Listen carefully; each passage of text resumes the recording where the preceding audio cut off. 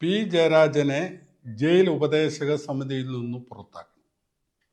കാരണം പെരിയ ഇരട്ടക്കൊല കേസുമായി ബന്ധപ്പെട്ട് ഇരട്ട ജീവപര്യന്തം ശിക്ഷ വിധിക്കപ്പെട്ട് കഴിയുന്ന പ്രതികളെ ജയിലിൽ സന്ദർശിച്ച് അവർക്ക് ഉപഹാരം സമർപ്പിച്ചത് തീർത്തും തെറ്റായ നടപടിയാണ്.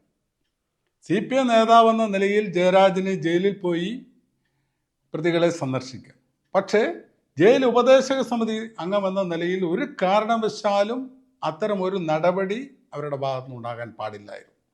അതുകൊണ്ട് എത്രയും പെട്ടെന്ന് അദ്ദേഹത്തെ ജയിൽ ഉപദേശക സമിതിയിൽ നിന്നും അദ്ദേഹത്തെ പുറത്താക്കണം എന്നാണ് ജില്ലാ കോൺഗ്രസ് കമ്മിറ്റി ആവശ്യപ്പെടുന്നത്. അല്ലെങ്കിൽ അതുമായി ബന്ധപ്പെട്ട നടപടികളുമായി ജില്ലാ കോൺഗ്രസ് കമ്മിറ്റി മുന്നോട്ട് പോകും.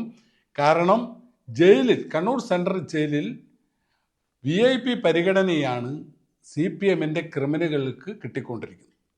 ഇത് മാത്രമല്ല, ഇതിനു മുമ്പ് ഒരു കൊലക്കേസ് പ്രതിയുടെ കാമുകീനെ ഒരു ദിവസം മുഴുവൻ അവിടെ അവർക്ക് വേണ്ട സൗകര്യങ്ങൾ ഒരുക്കി കൊടുത്തു എന്നാണ് കേൾക്കുന്നത്.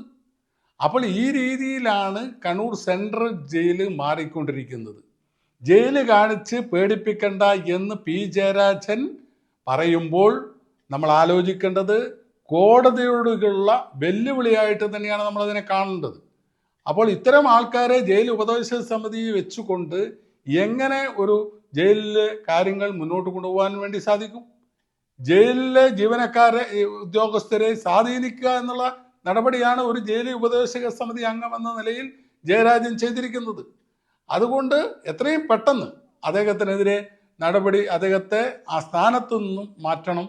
ജയിൽ ഉപദേശക സമിതി അംഗമെന്ന നിലയിൽ ഒരു കാരണവശാലും ആ പോസ്റ്റിലിരിക്കാൻ ജയരാജൻ അർഹനല്ല എന്നുള്ളതാണ് എനിക്ക് സൂചിപ്പിക്കുന്നത്.